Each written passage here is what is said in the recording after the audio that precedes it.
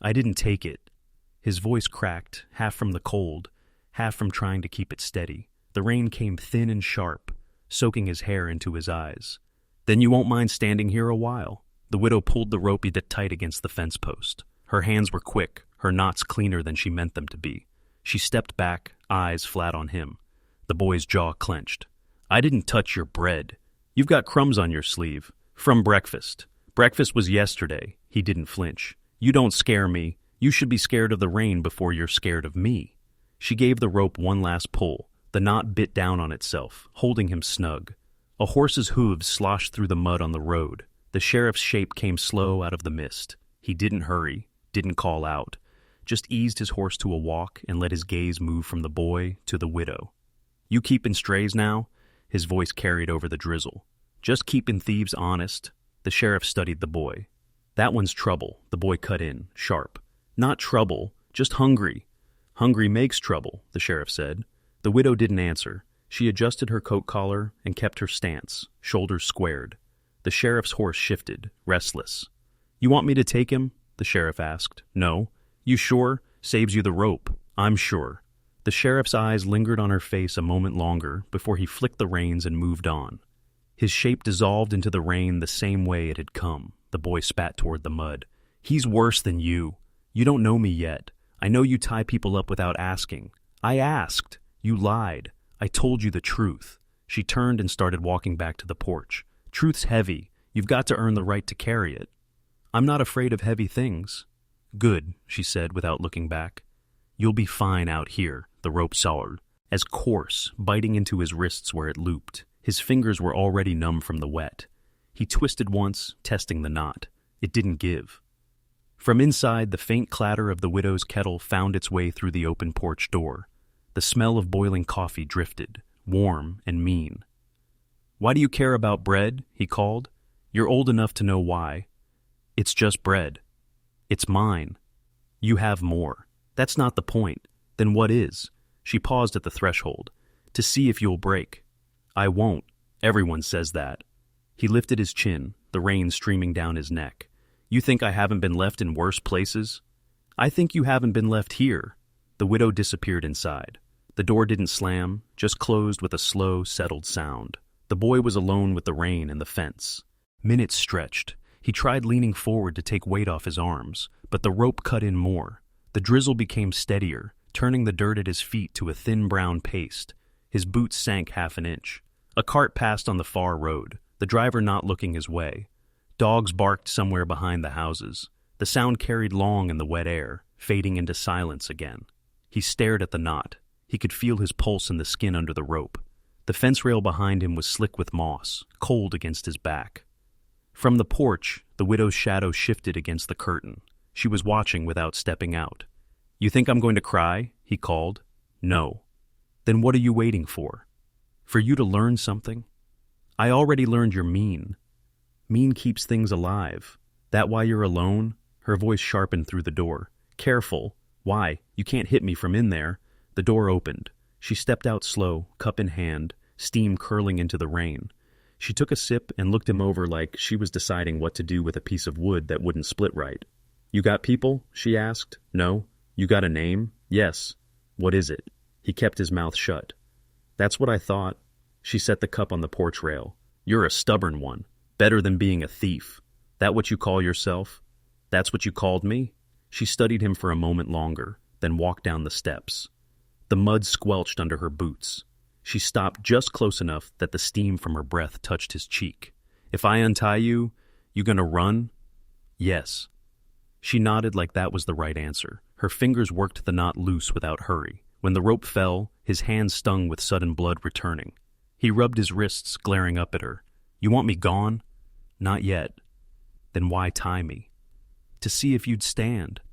He flexed his fingers, epping back. Well, I stood. You did. Neither moved for a moment. The rain had eased to a mist, settling on their faces. Finally, she turned back toward the porch. Get inside before you drown in the yard. He hesitated, then followed, his boots heavy with mud. The rope lay coiled on the ground, dark and wet, steam rising faintly from where his body heat had soaked into it. The sound of rain dripping from the fence rail filled the air, steady as breathing. The widow scraped mud from her boots with the edge of a rusted spade, the cold rain still clinging to her sleeves. The sheriff leaned against her doorway, hat low, shoulders loose like he'd wandered in without purpose. He didn't bother knocking.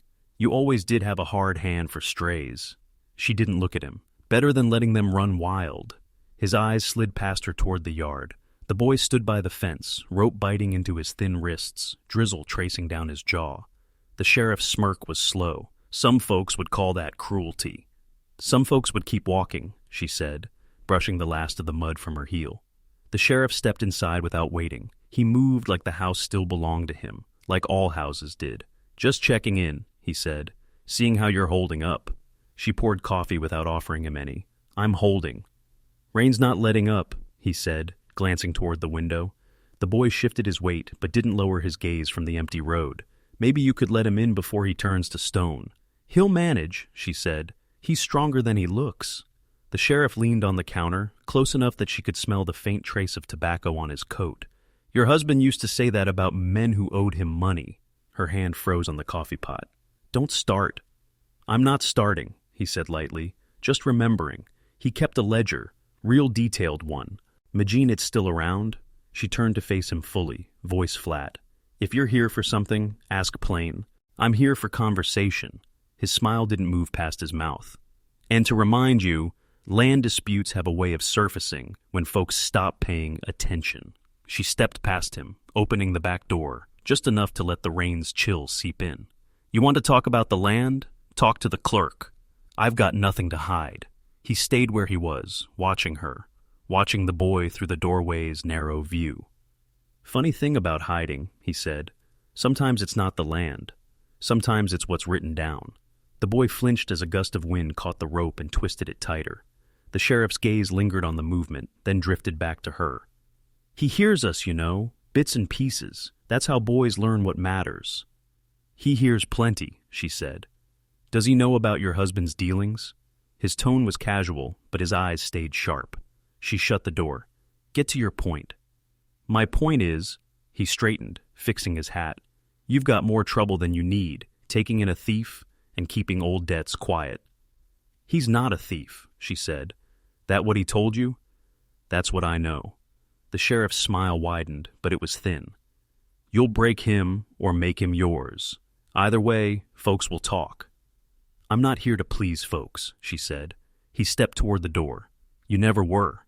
His boots thudded against the porch as he paused to look at the boy again. Rain streaked down the boy's face, but his chin stayed high. The sheriff adjusted his hat. You've got spirit, he called to the boy. Hope it lasts. The boy didn't answer. Inside, the widow busied herself with the coffee again, listening to the slow fade of hooves down the road. She knew he'd circle back sooner or later. Men like him always did. The rain deepened, pattering against the roof and dripping steady from the fence rail. She glanced toward the yard. The boy still stood where she'd left. Him, shoulders squared, eyes fixed somewhere past the horizon. She poured her own cup and sat by the window, watching him through the rain. The drizzle hadn't let up, only softened into a steady patter. By mid-afternoon, the mud around the fence was dark and thick, swallowing the boy's boots.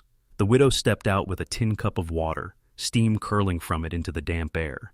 She stopped just short of him, watching his eyes flick to her hands before fixing straight ahead again. It wasn't me, he said, voice raw. She set the cup on the fence post. You said that already. He swallowed, shivering. It was the man in the red coat. There's no man like that here. I saw him. She crossed her arms, the cold biting through her sleeves. You're shivering too hard to see straight. I wasn't shaking then, he said. He was standing by your kitchen door, watching. She studied him, searching for a crack in the words. And you think I'd believe that? You should. She took the cup and pressed it into his bound hands. He tried to grip it, but the rope cut into his wrists and made him flinch. She tilted it for him instead. Drink. He shook his head. Not until you believe me. Her jaw tightened. Suit yourself. The rain slid from the brim of her hat, dropping between them. She saw the marks when he moved, thin, pale lines circling each wrist, older than the red welt from her rope. How long you been running? She asked. Long enough. From who? He bit the inside of his cheek. Don't matter. It matters to me if they're following you onto my land. They won't. You seem sure. His gaze flicked to the tree line behind her, then dropped. You're not listening. She set the cup back on the post. I'm listening just fine. No, he said, almost a whisper. You're hearing what you want. Her eyes narrowed. And what am I wanting? To think I'm lying. She stepped closer, lowering her voice. Boys who steal usually lie too. You fit both. I didn't take nothing. You were in my kitchen. I was looking for him. She felt her stomach knot. The man in the red coat. Yes. And what would you have done if you'd found him? The boy's mouth opened, but no answer came. He glanced away toward the wet field. She let the silence stretch, the rain filling it. Eat something, she said finally, pulling a small loaf from her pocket. He didn't reach for it. You would rather starve? He shrugged. You're making this harder than it has to be. So are you. The mud sucked at her boots as she shifted her weight. You talk like you've been here before. I've been places like here, he said. You think that means you know me? He shook his head. But I know what kind of place keeps rope handy. She held his gaze for a moment, then dropped the bread onto the post beside the cup. It's not the rope you should be worried about. What then? Who else I'll call? His face went still. Don't call him. Her breath caught. Who? You'll know if you see him. She looked toward the road, empty and slick under the gray sky. You've got a lot of stories for a boy your age. They're all true. She studied him again, the way his jaw tightened, the stubborn lift of his chin, the marks on your wrists. That from him? His eyes shifted. From before. Before what? He shook his head. I don't talk about it. You're talking now. Not about that. The wind picked up, carrying the smell of wet wood and soil. She stepped back, the rain easing but never stopping. You keep standing like that, she said. You'll sink into the ground. Better than going back. She almost asked where back was, but stopped. Some truths had sharp edges, and she wasn't sure she wanted to hold them yet. You got till sundown to change your mind about the food, she said. I won't. Suit yourself. She turned toward the porch, her boots pulling free of the mud with soft, heavy sounds. Halfway there, she stopped, looking back at the boy. He was still upright, shoulders squared again. Saint the drizzle, eyes fixed on the horizon like he was waiting for something to come over it. She felt the rope in her hand as if it were tied around her own skin. Back at the porch, she paused again. The bread still sat on the post, rain softening it. The boy hadn't looked at it once. The sound of water dripping from the fence rail followed her inside. She set the tin cup in the sink, the echo ringing through the empty kitchen. For a long moment she stood by the window, watching him. The marks on his wrist stayed in her mind, pale lines hidden under fresh red burns. Old damage, maybe from a rope, maybe from wire. Outside, the boy turned his head just enough to glance toward the porch. Their eyes met through the glass. He didn't blink. She stepped back, unsure if she'd untie him by nightfall. The wind scraped against the house like dry fingers. She moved through the dark kitchen, the floor creaking under her bare feet. The lamp's flame flickered once, then she cupped her hand around it and blew it out. Shadows swallowed the walls. Her eyes went to the window, the pane cold beneath her palm. Rain slid down the glass in crooked lines. The boy should have been a still shape by the fence, but the patch of ground looked empty. She leaned closer, a faint shift in the dark. Not him. Too tall, too still. A heaviness in her chest made her breath shallow. Eli, she whispered, the sound barely breaking the wet quiet. No answer. The wind carried a low rustle, like cloth dragging through grass. She squinted, straining to separate the shadows from the shapes. Then it came, a sharp glint of crimson catching what little moonlight there was. A coat, deep red, moving once and gone. Her hand found the knife on the counter. The wooden handle felt worn and alive in her grip. She opened the door slowly, hinges groaning against the night air. The yard smelled of wet earth and iron. Her boats sank into mud with each step. She passed the gatepost, eyes sweeping the fence line. Eli, she called again, louder now. He didn't move until she was almost upon him. His eyes caught the moon, wide and glassy. His wrists were raw where the rope bit. I told you, he said, voice a tight whisper. There's no one here, she answered, scanning the field. You didn't see him, the boy said. His breath came quick, turning to steam in the cold. Red coat, stood right there. He jerked his head toward the shadow by the far fence. He's gone. You're shaking, she said. Not from cold. Then from what? Him. She stepped closer, knife low at her side. What's in the coat? Not what. Who? Then who?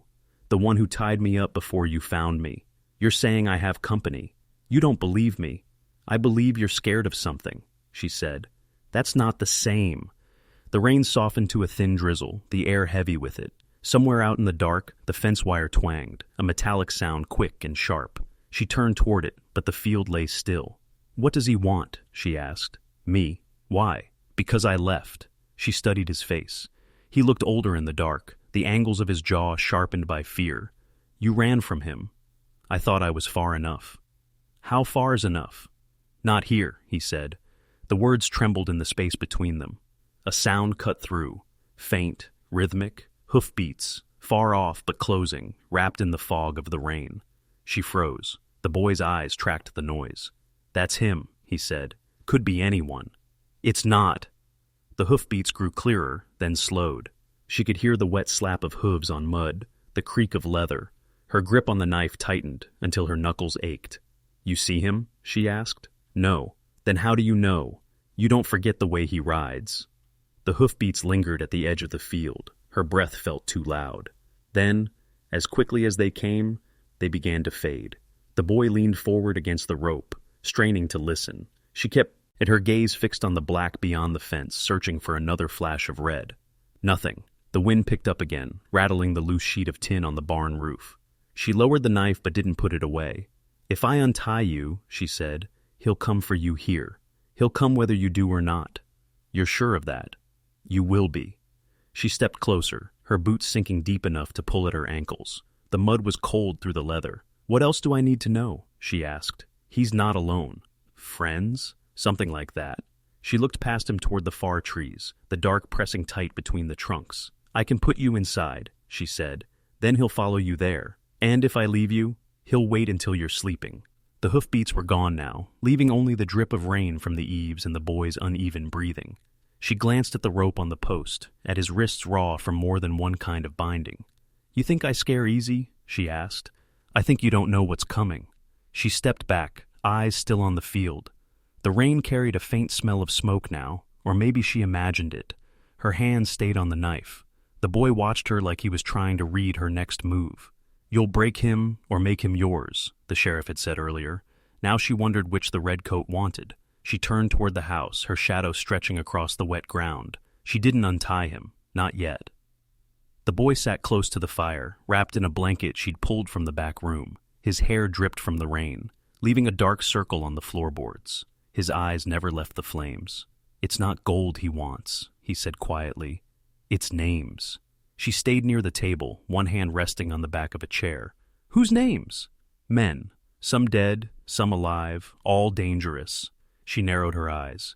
You steal a list and bring it here? I didn't. Bring it here, he said. Not on purpose. That's not an answer. He shifted under the blanket. I got out of town 2 nights ago, crawled under a freight wagon to do it. When it stopped, I ran. The ledger was in my coat before I even knew it. You expect me to believe it just fell in? He glanced at her, then back to the fire. You've already seen what happens to people who cross him. She stepped closer. Who's him? His jaw tensed. The man in the red coat. Her voice cut sharp. There's no man like that here. There is. You saw him last night. She didn't answer. The fire cracked between them. He leaned forward, elbows on his knees. That ledger, it's not money he's after. It's the people in it. Every name is tied to something dirty. Some worse than murder. And the sheriff? The boy looked up. They were partners once, until the red coat turned on him. Took things he wasn't supposed to. Sheriff's been looking for an opening to get it back ever since. She crossed her arms. You're saying they're enemies now? They're not friends, he said. That's worse. Means they're both playing for keeps. Her mind went to the sheriff's eyes when he had warned her to keep quiet. Why hide here? I didn't know where I was, he said. Not until I saw your well. I remembered it from a long time ago. Her face hardened. You've been here before. He hesitated. Once, with my father. He was doing business. What kind of business? The boy's voice dropped. The kind that gets your name in a ledger. She moved to the mantel, touching the handle of the knife she'd left there earlier. And you've got it hidden here? He didn't meet her gaze. Her tone turned cold. Answer me. Yes, he said finally. But you didn't know. I made sure you wouldn't find it. She took a slow breath. Where? If I tell you, you'll throw it to them. If you don't tell me, they'll burn this place down to get it. He stared into the fire. Under the loose plank in the shed. Her fingers gripped the knife handle. You put me in the middle of this without a word. I was going to leave before Hey, found me, he said. You kept me tied up. And you kept lying. His voice rose. If I told you the truth sooner, you'd have sent me to him. I might have, she said, her tone flat. But I'd have done it on my terms. The boy's shoulders sagged. Now it's too late. He knows I'm here. Outside, the wind pressed against the walls, carrying the faint sound of hooves on the far road. She stepped to the window, peering through the rain-streaked glass. If you're lying, I'll know. I'm not, he said. Every word of this could kill me. She turned from the window. Or me. He didn't argue. The fire hissed as a log shifted. She watched him, saw the way his hand gripped the blanket as if ready to bolt. What's in it for you? She asked. Survival, he said simply. If I keep it out of his hands, maybe he forgets about me. He won't forget. I know. Her gaze drifted to the door. You said some names in there are worse than murder. Who? I can't tell you, he said quickly. If I speak them, they'll know. Doesn't matter where we are. She stepped closer, lowering her voice. The sheriff's in it, isn't he? The boy's eyes flicked up. He didn't answer, but the silence told her more than words. You think you're the only one who's been burned by him? She said. I know I'm not, he said, but I might be the only one left breathing who can prove it. Her hand tightened on the knife. And you expect me to help you? I don't expect anything, he said. I just don't want to die alone. The room felt smaller, the air heavy with the mix of smoke and damp wool. She imagined the ledger under that plank in the shed, each page a fuse waiting for a spark. You stay in this room, she said. You don't move unless I say so. He nodded, though his eyes stayed on the flames. Outside, the wind shifted, and the sound of hoofbeats grew clearer, slow, measured, not passing by. Her grip on the knife tightened. The boy looked toward the door, then back at her. He's here. She shook her head. No. If it were him, we'd smell his cigar already. Then it's the sheriff, he said. Neither spoke for a moment. The hoofbeats stopped. She stepped toward the door, her bare feet silent on the wood. The boy's voice was barely above a whisper. Don't open it. She didn't answer. A single knock sounded, slow, deliberate. The boy pulled the blanket tighter. The fire's light made his face pale, eyes wide. She stood with the knife low at her side, the sound of her own breath louder than the wind. The knock came again, just once, and then silence. The rain came in heavy sheets, beating against the roof and spilling down the eaves in hard silver lines. The widow stood in the doorway, her boots braced against the warped wood, her hand tight on the edge of the frame. The fire behind her threw a thin warmth across the floor, but the wind shoved cold into the room. The boy sat in the chair by the hearth, small and still under the blanket, his eyes fixed on the door. They came out of the dark like shapes drawn from smoke. 3 of them, their coats dripping, hats low against the rain.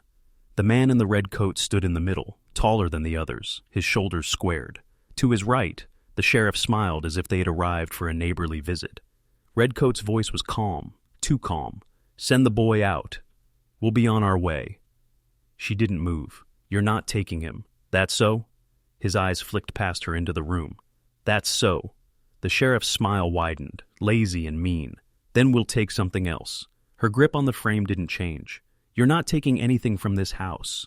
Not yours to decide, the SHE, Arif said, leaning a little, the brim of his hat dripping onto the porch boards. Law says, you don't have a law, she cut in. You've got threats. The storm rattled the shutters. One of the men shifted his stance, rainwater running down his sleeve.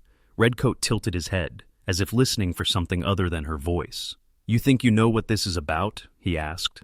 I know enough. You don't, he said. Not yet. I don't need to, she said. His lips pressed into something close to a smile. You've got more nerve than sense. Better than no sense at all. The sheriff's tone sharpened. We can stand here all night, but I'm guessing you'd rather not. I'm guessing you'd rather try, she said. The air between them tightened.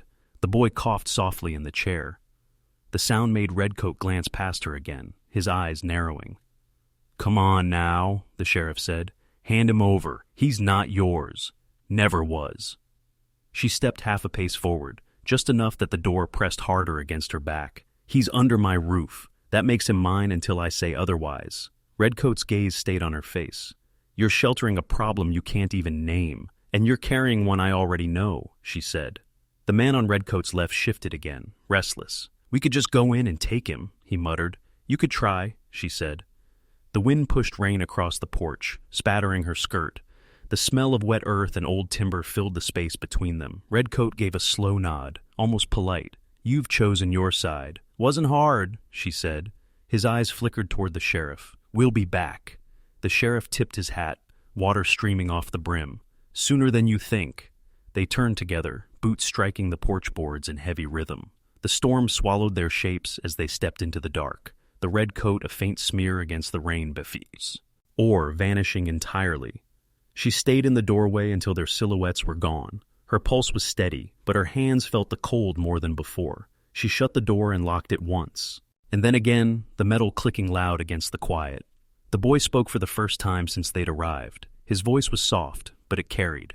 "Sarah." She looked at him, surprised. "What? That's your name?" he said.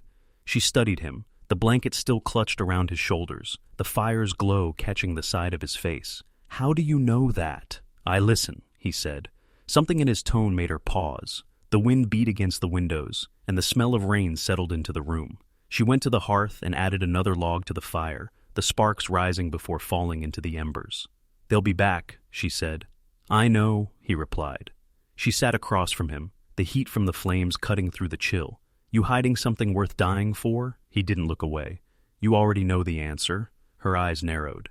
"Then I'll ask a different question. You hiding something worth killing for?" His silence was answer enough. She leaned back in the chair, her jaw set. "Then we'd better be ready." The boy nodded once, slow and sure. The rain outside didn't let up, but inside the room the air felt heavier, as if the storm had stepped through the walls and taken a seat with them. They didn't speak again for a long while. The fire cracked, the wind pressed against the shutters, and the two of them sat facing each other, neither one moving, both knowing the night wasn't over. The rope was wet and heavy in her hands. It bit against her fingers as she pulled it tight around the fence post. The boy stood still, his shirt plastered to his shoulders, rain streaming down his hair and face. His breath came fast, not from struggle, but from something else, something held in. She kept her eyes on the knot. "Don't do this," he said. "They're watching," she replied. From the corner of her vision, she saw the riders cresting the far ridge, 3 dark shapes against a sky that boiled with black clouds. The wind carried the faint thud of hooves through the sheets of rain. "You don't have to," he said. "I do." Her hands shook as she finished the knot. She forced her fingers to still. The rope was rough, thick with water, and it stuck to her skin. She stepped back, letting the fence and the rain take over the scene. "They'll see it," she said. "They'll see you," he answered. She didn't reply. She turned from him, walking toward the house in the distance. Her boots sank into the mud, each step slow, deliberate, measured. She didn't look back. The riders drew closer. She could hear the creak of leather, the jingle of tack, the low voices carried on the wind. Her heartbeat matched the rhythm of their horses. She kept walking, head down, pretending the boy was nothing to her, pretending the knot she'd tied was meant to hold him there. The riders passed between her and the boy. The red coat was among them, but they didn't stop. Their eyes swept the scene. The boy, the rope, the fence, before moving on. Their faces gave nothing away. She walked until they were a blur behind her. The rain pressed down harder, flattening the world into shades of gray. "Sarah?" the boy called. She stopped. The sound was not sharp, not accusing. It was soft, recognizing, as if he'd just remembered something he'd lost. She turned slowly. The rain blurred her vision. The boy stood exactly where she'd left him, rope at his side, head lifted toward her. He said it again. "Sarah." It hit her in a way no threat ever had. She didn't move for a moment, her mind pressing against the sound of it, testing its weight. She walked back. The mud clung to her boots, each step sinking deeper. The boy's eyes followed her, unblinking, calm. "How do you know that name?" she asked when she was close enough. "You told me," he said. "I didn't." "You did, before." She studied his face, raw, and traced lines down his cheeks, cutting through the dirt. His lips were pale from the cold. "Before what?" she asked. He didn't answer. His eyes didn't leave hers. I knew you before you knew me. The wind pushed hard, rattling the fence. The rain soaked into her collar, down her back. She stepped closer, the mud sucking at her boots. You're not making sense, she said. It'll make sense later. She glanced toward the ridge. The riders were gone, swallowed by the storm. The sound of their hooves had faded into the hiss of rain. You shouldn't know that name, she said. I do, he replied. Her hands moved without her telling them to. The knife came out from her coat pocket, the blade dull from years of use. She pressed it to the rope. You know what this means, she said. Yes. The rope snapped under the blade. It sagged to the mud, heavy with water. He rubbed his wrists, not from pain, but to feel the absence of the rope. You're coming with me, she said. I know. She slid the knife back into her pocket. The two of them stood in the rain, the world narrowed to the fence, the rope, and the mud at their feet. You remember more? She asked. Enough, he said. Her throat tightened. Enough for what? For us to get through this. She didn't ask what this meant. Not now, not with the storm pressing on all sides. They started toward the house. She kept her steps steady, but her hands still trembled. The boy walked beside her, his head bent against the rain. The rope trailed behind him, leaving a dark line in the mud. The house was a shadow in the distance, its windows pale against the storm. The air between them was heavy, thick with questions neither wanted to break open yet. You're not scared, she said. Not of this, he replied. Of me? He glanced at her. No. You should be. Maybe, he said. The wind shifted, bringing the smell of wet wood smoke from the house. She could see the faint glow of the fire through the window. When they come back, she said, you don't speak, not a word. I know. She studied him as they walked. He didn't look away, didn't flinch when the thunder cracked above them. You remember more than you're telling me? She said. Yes. And you're waiting. Yes. She wanted to press him, but the words felt too heavy in her mouth. The rain blurred the edges of everything, even her own thoughts. They reached the porch steps. She stopped, looking back at the trail they had left, the rope's path in the mud, the fence post still bearing the mark of the knot. You say my name again, she said, and it better be because you mean it. I meant it the first time, he replied. She held his gaze for a moment longer, then turned toward the door. The boy followed, the rope dragging one last wet line across the boards before falling still. They stepped inside, shutting the storm out behind them, but the sound of the rain stayed in her ears.